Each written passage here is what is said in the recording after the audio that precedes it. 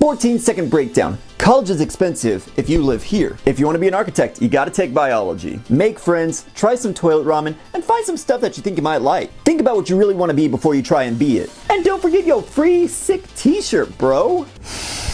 It's that time of year. That time of year whenever kids move out of their high school and get out of their homes and move to the dorms of their colleges of their choice. And they get to have a wonderful meal of choice consisting of Cliff Bars, cafeteria food, and me in what an all-male dorm affectionately called toilet ramen. I'm pretty sure you can guess how it's prepared, but if we hit 20 likes on this video, I'll leave the recipe in the comment section down below. Let's be honest here, there's only 3 real reasons why anybody goes to college. They find new friends to get turned with, they get that MRS degree, and they decide to try out crazy things like dimethyltryptamine. College is one of those things that is optional, as in you can go, or you might end up like your cousin Jimmy, who spends all day polishing the bishop to them goyles on his Chinese cartoons. I'm gonna go ahead and let you know now, one of the worst things that they don't let you know about college up front is the fact that you have to take so many courses that don't have anything to do with your major if you want to graduate. Oh, you want to be an accountant?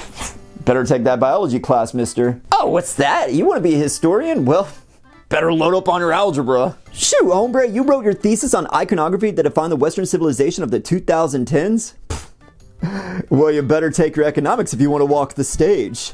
Sure, I can tell you the difference between dichotic and epileptic leaves, but does that help me be a better accountant? What do you think, class?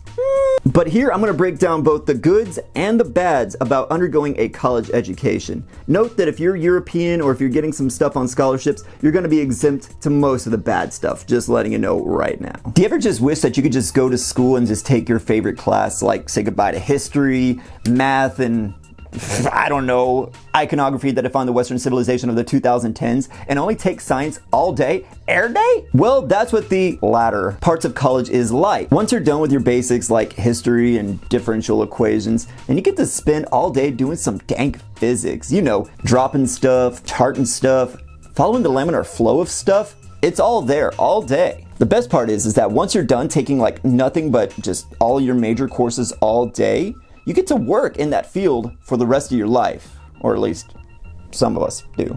Another really cool thing about college is that you really get to find out stuff that you really didn't even know about yourself. Like, I would have never known that I enjoyed project management, taxes, and even geology if I never was forced to take any of those courses. It really helps if you have a super duper hella rad teacher like Miss Frizzle here to really get your almonds activated on things that you never would have tried. And maybe you'd even find out that doing taxes is more fun than dropping dimethyltryptamine with the ramen boys.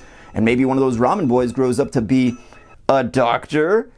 Oh shiz, what a great segue to networking. Another great thing about college, networking. One of those things that they tell you that you need to know beforehand, but you never really know what it means until you come out after. Take it from me, I am the guy who's telling you that it's going to be very important throughout school, and you probably would be the one who hears that beforehand but doesn't realize till afterwards, and then you repeat this cycle ad nauseum, ad infinitum, add, subtract, and multiply, money, add, then multiply. I really recommend expanding your group from just your little dimethyltryptamine group with the toilet ramen boys, and you got to go out and, you know, make some other friends, you know, try some other foods too. You know, you got your chicken boys, you got your spicy Latin curry girls. Who knows? Maybe you can go out and find your MRS degree that way. Omelette du fromage. If you know what I mean. The language of love. The best thing about college friends is that you keep them for life. They are straight up your biffles. Best friends for watching Lizzie McGuire. Like, they will go with you through the thick and thin, and maybe even some of the round, maybe even some of the square, maybe some of the rectangle, which isn't always a square. Another valuable lesson you can learn from college. Yeah, I don't get it either. What's with all of us having like one or two friends from high school, and we all know that one guy on Facebook who sells premium bananas, and he's like, uh-oh, boss uncle over here, you know, my nephew is my strength. Colossians 5:14.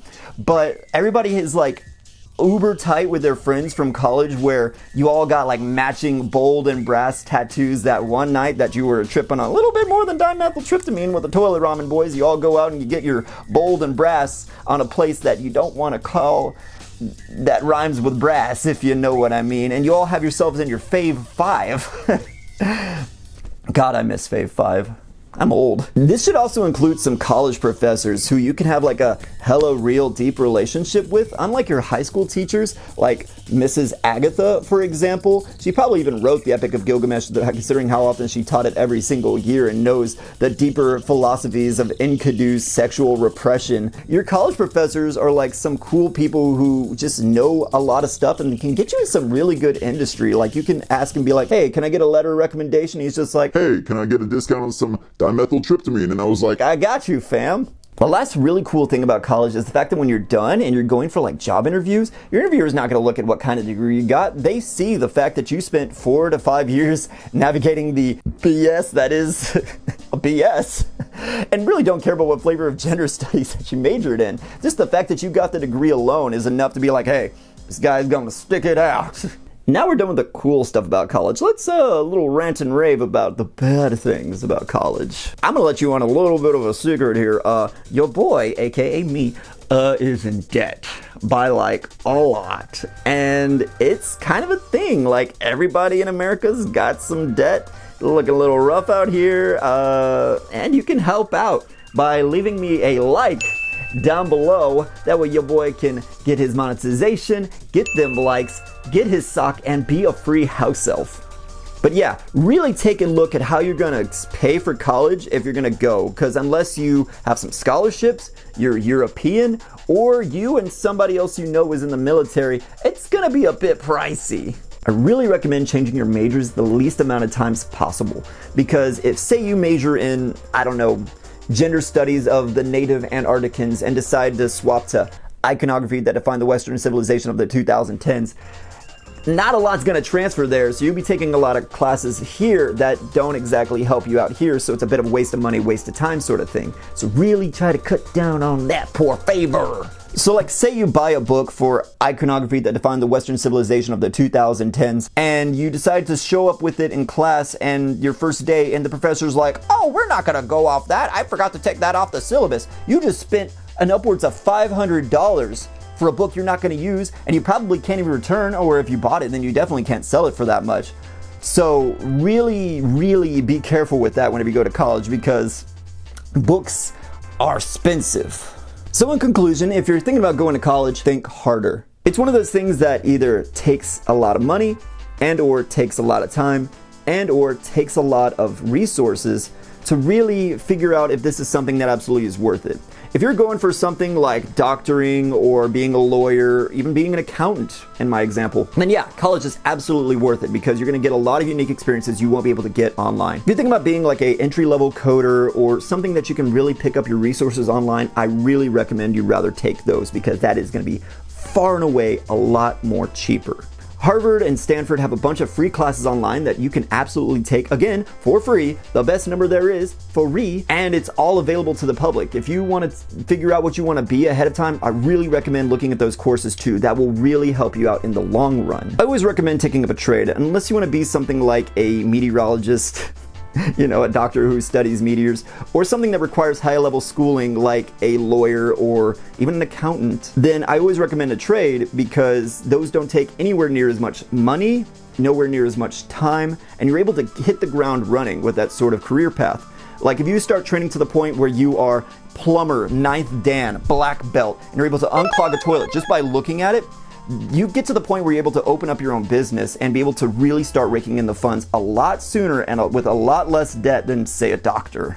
Whereas if you want to become something that really takes a lot of school, like a librarian, like a clinical psychologist, like a CPA, then you really need to buckle down and focus on what you really want out of that school. Really take advantage of the resources, take advantage of the networking that you can have, and really study hard because they are going to take a lot of time and they gonna suck your soul out, baby, before you even get to the masters. Ooh. But regardless of what you choose and where to go, always keep your eyes open for what is the best opportunity that is available for you.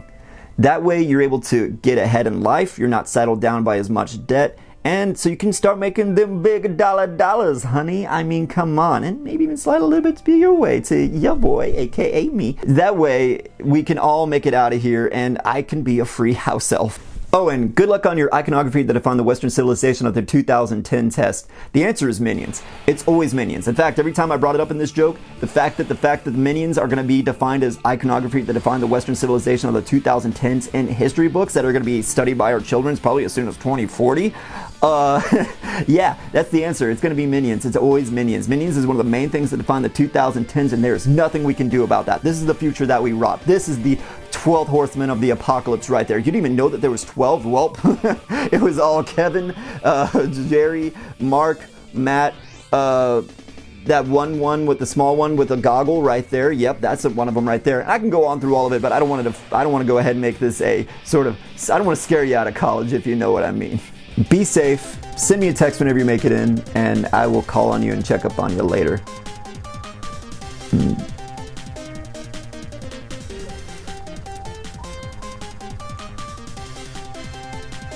This is where the outro goes.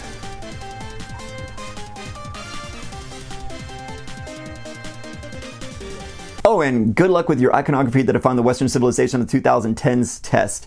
The answer is Minions. In fact, the whole time I brought it up in this video is the fact that it's actually Minions. Minions are going to be defined as iconography that defined the Western civilization of the 2010s in history books for years to come, maybe as soon as the 2040s. That's right, your kids, your grandkids are going to ask you about the Minions and how important they were in our lifetime. And you have to tell them that these little booger Tic Tacs are the pseudo idol that defined the 2010s. That's right, the 80s had punk rock, they had metal, the 90s had grunge, the 2010s we got Minions. That's right, we are the golden generation right there. The Gilded Age, please, we have moved beyond that. We are now the Minion Age.